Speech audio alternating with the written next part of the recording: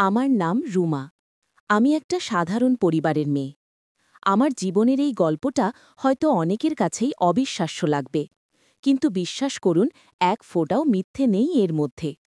এটা একান্তই আমার জীবন থেকে নেয়া এক তিক্ত অভিজ্ঞতা। আপনারা যারা গল্পটা পড়ছেন বা শুনছেন, তাদের কাছে আমার একটা অনুরোধ। এমন আরও অনেক না বলা গল্প জানতে আর শুনতে হলে অবশ্যই আমাদের এই চ্যানেলটি সাবস্ক্রাইব করে পাশে থাকবেন। আপনাদের ভালোবাসা আর সমর্থন পেলে হয়তো আমার মনের গভীরে জমে থাকা আরও অনেক কথা আপনাদের সাথে ভাগ করে নিতে পারব। আমাদের ছিল ছোট কিন্তু বেশ হাসিখুশি একটা পরিবার। বাবা, মা আর আমি, দুই বোন। আমার বড় দিদি তানিশা, তার বিয়ে হয়ে যাওয়ার পর থেকেই যেন বাড়িটা একটু ফাঁকা ফাঁকা লাগত। দিদির বিয়ে হয়েছিল জামিলের সাথে। জামিল ভাই ছিলেন একজন ঠিকাদার, খুব সহজ সরল মানুষ, আর আমাদের বাড়িতে তার অবাধ যাতায়াত ছিল। দিদির জন্য আসতেন ঠিকই, কিন্তু প্রায়শই বাবা মায়ের সাথে গল্প করে অনেকটা সময় কাটিয়ে যেতেন। কিন্তু আমাদের জীবনের সেই হাসিখুশি ছবিটা হঠাৎ করেই পাল্টে গেল বছর দুয়েক আগে।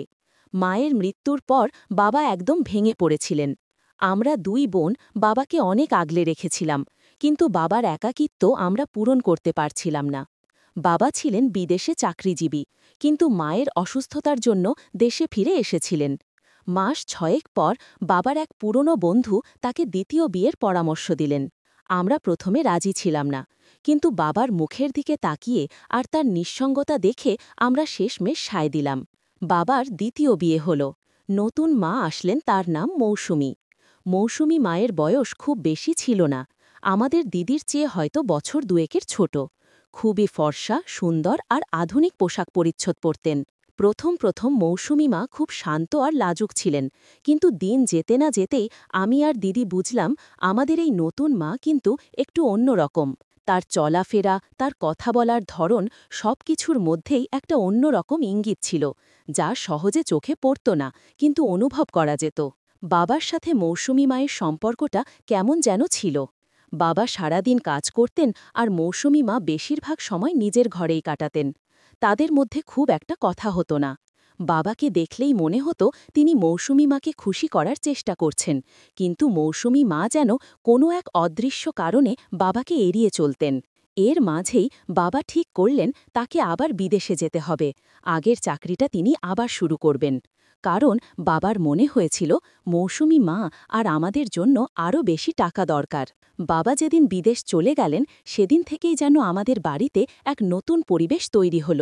মৌসুমী মা ধীরে ধীরে আরও বেশি সহজ হয়ে উঠলেন। তার হাসি, তার কথা, তার চলাফেরা, সব কিছুতেই একটা নতুন ঢেউ দেখতে পেলাম। বাবার অবর্তমানে জামিল ভাই ঘন ঘন আমাদের বাড়িতে আসতেন। শুধু দিদিকে দেখতে নয়, বলা চলে সবার খোঁজ খবর নিতে। আগে তিনি শুধু বাবা মায়ের সাথে কথা বলতেন, কিন্তু এখন তার চোখের দৃষ্টিটা কেমন যেন বদলে গেল। প্রথমেই সেটা আমি টের পেলাম। আমি তখন সদ্য কলেজে ভর্তি হয়েছি। একদিন দুপুরে জামিল ভাই এলেন। আমি বারান্দায় বসে বই পড়ছিলাম। মৌসুমী মা তখন রান্নাঘরে কাজে ব্যস্ত। জামিল ভাই আমার দিকে একটু এগিয়ে এসে বললেন, "কিরে রুমা, পড়াশোনা কেমন চলছে?" আমি বললাম, "ভালো চলছে জামিল ভাই।" কথা যা বলার সময় হঠাৎ আমার মনে হলো জামিল ভাই আমার দিকে যেভাবে তাকিয়ে আছেন, সেভাবে তো আগে কখনো তাকাননি। সেই দৃষ্টিতে কেমন যেন একটা কৌতূহল ছিল, আবার কেমন যেন একটা চেনা অচেনা ইঙ্গিতও ছিল। আমার সারা শরীর কেমন যেন শিরশির করে উঠল। আমি তাড়াতাড়ি চোখ নামিয়ে নিলাম। "তোর কলেজ জীবন শুরু হলো, এখন তো তোর দিকে সবার নজর থাকবে।" জামিল ভাই কথাটা বেশ হাসিমুখে বললেও আমার কানে অন্যরকম শোনাল। "সাবধানে থাকিস, এখনকার ছেলেরা খুব খারাপ হয়।"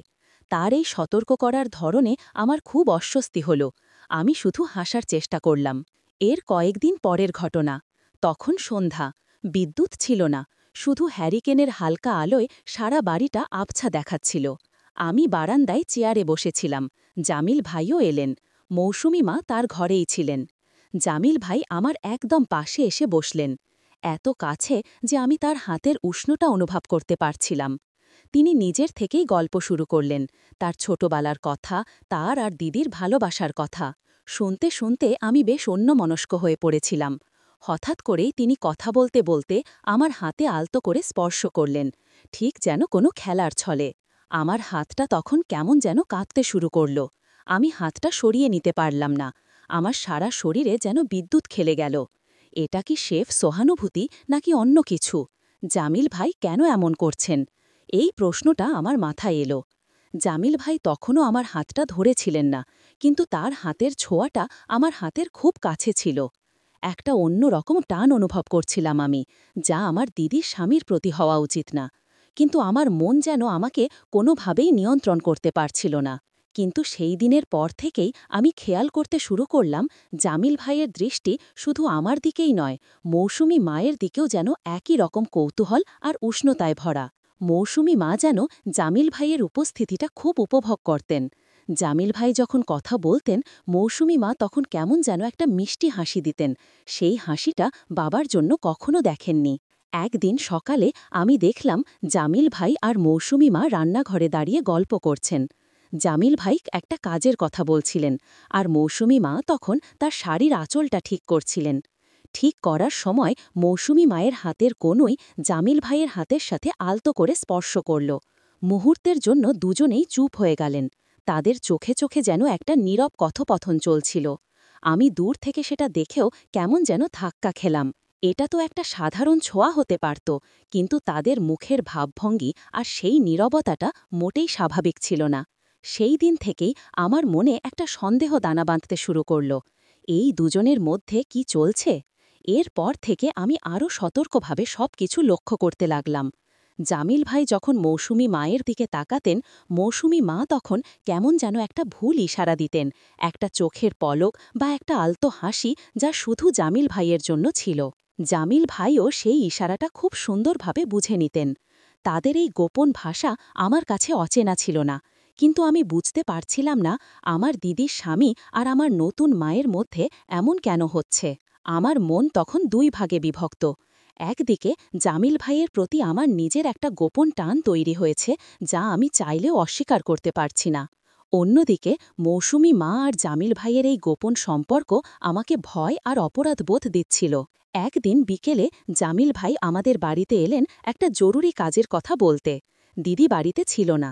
জামিল ভাই বৈঠকখানায় বসেছিলেন, আর মৌসুমী মা তাকে চা দিতে গেলেন। আমি তখন পাশেই একটা বই পড়ছিলাম। মৌসুমী মা চাটা জামিল ভাইয়ের হাতে দিতে গিয়ে কি একটা কারণে যেন একটু কেঁপে উঠলেন, আর চায়ের কিছুটা জামিল ভাইয়ের পাঞ্জাবিতে পড়ে গেল। জামিল ভাই উঠে দাঁড়ালেন। আরে ধুর, কি করলেন মৌসুমী ভাবি? কথাটা তিনি মজা করেই বললেন। মৌসুমী মা তখন খুব স্বাভাবিকভাবে বললেন, ইস, দাঁড়ান, আমি তাড়াতাড়ি এটা মুছে দিচ্ছি। এই বয়ে মৌসুমী মা একটা ভেজা ন্যাকড়া নিয়ে জামিল ভাইয়ের গায়ের খুব কাছে এসে দাঁড়ালেন। ন্যাকড়াটা দিয়ে পাঞ্জাবির সেই অংশটা মুছতে গিয়ে তিনি এমনভাবে জামিল ভাইয়ের বুকের কাছে ঝুঁকে পড়লেন, যেন তাদের দুজনের মধ্যে আর কোনো দূরত্ব নেই। তাদের এই ঘনিষ্ঠতা দেখে আমার সারা শরীর কেমন যেন অসাড় হয়ে গেল। আমি চোখ সরাতে পারছিলাম না। জামিল ভাইয়ের চোখ তখন মৌসুমী মায়ের দিকে, আর মৌসুমী মা যেন জামিল ভাইয়ের কাছাকাছি থাকার এই সুযোগটা উপভোগ করছিলেন। সেই মুহূর্তটা আমার কাছে ছিল অত্যন্ত অস্বস্তিকর। আমি উঠে চলে আসতে চাইলাম, কিন্তু কিসের যেন এক অদৃশ্য আকর্ষণ আমাকে ধরে রাখল। হঠাৎ জামিল ভাই আমার দিকে তাকালেন। আমার চোখ তখন বড় বড় হয়ে আছে। জামিল ভাই সেই চোখে যেন কিসের ইঙ্গিত খুঁজছিলেন। তিনি আমাকে এমনভাবে দেখলেন যে আমার মনে হলো তিনি আমাকে জিজ্ঞাসা করছেন, তুমি কি কিছু দেখছ? তুমি কি কিছু বুঝছ? আমি দ্রুত চোখ নামিয়ে নিলাম। মনে হলো জামিল ভাই যেন আমাকে এই গোপন সম্পর্কের একজন সঙ্গী বানিয়ে নিতে চাইছেন। এটা কি ব্ল্যাকমেল নাকি শুধুই এক ভুল ইশারা? পরের দিন জামিল ভাই আবার এলেন। তখন মৌসুমী মা ওপরে ছিলেন। জামিল ভাই আমাকে ডেকে বসালেন। রুমা, তোমার মন খারাপ কেন? তোমার কিছু কি হয়েছে? তিনি আমার কাছে এগিয়ে এসে এমনভাবে জিজ্ঞাসা করলেন যেন আমার মনের সব কথা তিনি জানেন। আমি বললাম, কিছু না জামিল ভাই, এমনি। তিনি তখন আমার দিকে ঝুঁকে এসে প্রায় ফিসফিস করে বললেন, তোমার নতুন মাকে দেখে আমার মনে হয় উনি খুব একা। বাবার অবর্তমানে তুমি ওর খেয়াল রেখো। তার এই কথা বলার ধরনে একটা ব্যর্থতা ছিল। একদিকে তিনি আমাকে মায়ের খেয়াল রাখতে বলছেন, অন্যদিকে তার চোখে সেই আগের কৌতূহল আর উষ্ণতা। মনে হলো এই মানুষটা আমাকে একটা সম্পর্কের মধ্যে টেনে নিচ্ছে, যা সম্পূর্ণ অবৈধ। তার কথায় একটা ইমোশনাল ব্ল্যাকমেলের সুর ছিল। তিনি যেন বলতে চাইছিলেন, আমি যা করছি তা তোমার মায়ের একাকিত্ব দূর করার জন্য, আর তুমি এতে বাধা দিও না। আমি শুধু মাথা নেড়ে সায় দিলাম। আমার মনে হলো আমি যেন একটা গোপন খেলায় রড়িয়ে পড়ছি, যার কোনো সামাজিক মর্যাদা নেই। সময় যত গড়াচ্ছিল, জামিল ভাই আর মৌসুমী মায়ের মধ্যকার সম্পর্কটা ততই যেন নীরব আর গভীর হচ্ছিল। তারা হয়তো কখনো সরাসরি শারীরিক ঘনিষ্ঠতা স্থাপন করেননি আমার সামনে, কিন্তু তাদের চোখের ভাষা, তাদের স্পর্শের কৌশল আর তাদের এই গোপন বোঝাপড়া আমার মনের মধ্যে একটা অশান্তি তৈরি করছিল। একদিন রাতে মৌসুমী মা আমাকে তার ঘরে ডাকলেন। বাবা যেহেতু নেই, তাই আমরা মাঝে মাঝেই একসাথে গল্প করতাম। মৌসুমী মা তখন একটা খুব হালকা রঙের শাড়ি পরেছিলেন। গল্প করতে করতে তিনি হঠাৎ বললেন, রুমা, তোমার জামিল ভাইকে আমার খুব ভালো লাগে। উনি মানুষ হিসাবে খুব ভালো, তাই না? আমি অবাক হলাম। হ্যাঁ, ভালো তো বটেই, উনি তো দিদির স্বামী। মৌসুমী মা হাসলেন। সেই হাসিটা ছিল কেমন যেন রহস্যময়। তিনি বললেন, জানো তো, তোমার বাবার অবর্তমানে উনি একমাত্র মানুষ যিনি